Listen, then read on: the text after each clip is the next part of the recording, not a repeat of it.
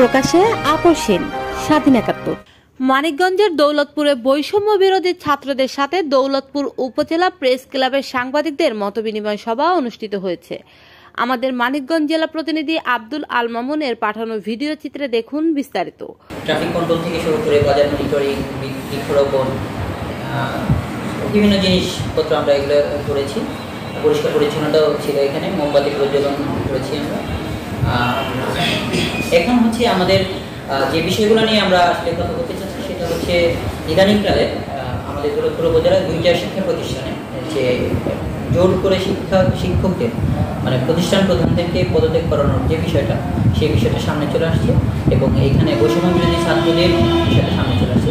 তো আমি আপনাদেরকে মানে বলতে চাই যে ওদের সাথে বা এই ধরনের কর্মকাণ্ডের সাথে আমাদের দৌলতপুর উপজেলার সাধারণ শিক্ষার্থী এবং আমাদের বৈষম্য বিরোধী ছাত্রের কোনো ধরনের কোনো সম্পর্ক নাই এবং এই সমস্যাগুলোকে আমরা সমাধান করার জন্য প্রতিষ্ঠান প্রধানদের সাথে আমরা কথা বলেছি, আমরা ইউনো স্যারের সাথে কথা বলেছি, দৌলতপুর থানার ভারপ্রাপ্ত কর্মকর্তা তার সাথে আমরা কথা বলেছি। কথা বলে এই সমস্যাগুলো আমরা প্রশাসনিকভাবে নিয়মতান্ত্রিকভাবে সমাধান করার চেষ্টা করেছি।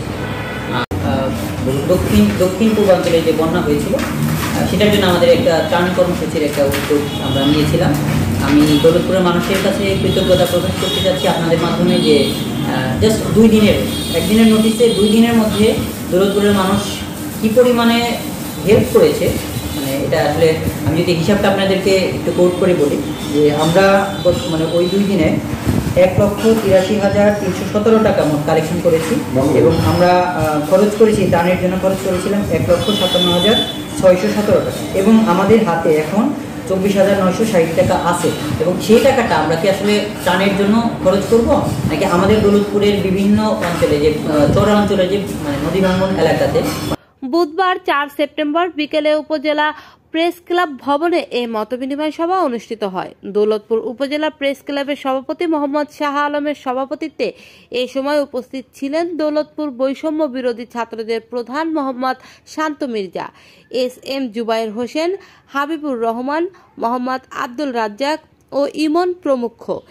এছাড়া এ সময় আরও উপস্থিত ছিলেন দৌলতপুর উপজেলা প্রেস ক্লাবের সাধারণ সম্পাদক মোহাম্মদ সালমান খান সহ বিভিন্ন প্রেস মিডিয়ার সাংবাদিক বৃন্দ। লিমা আক্তার, স্বাধীন ৭১।